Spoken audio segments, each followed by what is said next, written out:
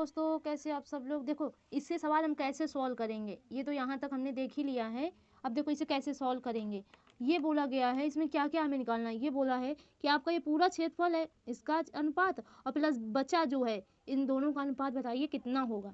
इसे देखो कैसे सॉल्व करेंगे, चलो मैं बता रही हूँ। पहले आपका ये देखो, ये 2 सेंटीमीटर का, ये देखो ये बोला गया था चारों तरफ आधार में, आधार 2 सेंटीमीटर तथा 4 सेंटीमीटर भुजा वाले 4 समकोण, यानी ये 2 4 2 4 2 4 2 4 यानी 4 समकोण है। यानी जब समकोण दिया गया इसका हम क्षेत्रफल कैसे निकालते थे, शायद मैंने आपको पहले सिखाया है कि जब समकोण त्रिभुज का क्षेत्रफल निकालते हैं तो क्या करते हैं, 1/2 और उनकी 2 छोटी भुजाएं, 2 छोटी भुजाएं, एक 2 है एक 4 है, तो 2 × 4, 2 से 2 कटा, यानी ये कितना आया 4 4 आ गया।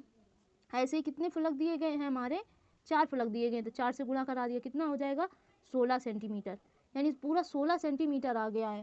अब 16 सेंटीमीटर आ गया, ये पूरा पार्ट, अगर पूरा पार्ट निकाले कितना होगा क्षेत्रफल इसका, यानी आयत का क्षेत्रफल, आयत का क्षेत्रफल।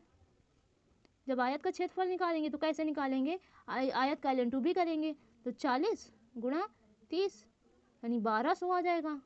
अब इसके बाद देखो क्या बोला है कि आपका क्या हमको बताना है, आपको हमको बताना है एक आयत और शेष आयत का अनुपात निकालना है, ये बोलना है। चलो भैया पहले आयत का अनुपात हमें मिल गया, आयत का अनुपात कितना है 1200। ठीक, अब शेष आयत कैसे निकालेंगे, ये कितना भाग बचा है, यानी ये पार्ट हम निकाल दें तो मुझे शेष आयत का मान पता चल जाएगा। चलो भाई, यानी कुल कितना है 1200, इसमें ये पार्ट कितने निकल के आए 16, इसमें 16 घटा दीजिए। 16 कैसे घटाएंगे, मान लो 20 अगर घटाएंगे तो कितना 1100, फिर इसके बाद 80 बच जाएगा।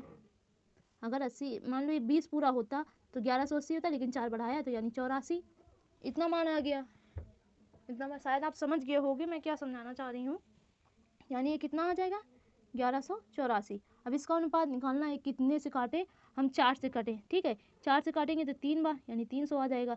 अब ये 4 से 4 दूनी 8, फिर इसके बाद 3 बचेगा यहाँ पर, फिर 4 × 32 4 9 36, तो 9 बार जाएगा, यहाँ 2 बचेगा और 4 × 24, ये आ गया। अभी और कट जाएगा, अभी और कटेगा, अभी और 4 से और कटेगा, 4 से काटूँ तो कितना आएगा, फिर इसे अगर 4 7 28, 4 7 28, 2 बचेगा, 4 5 20।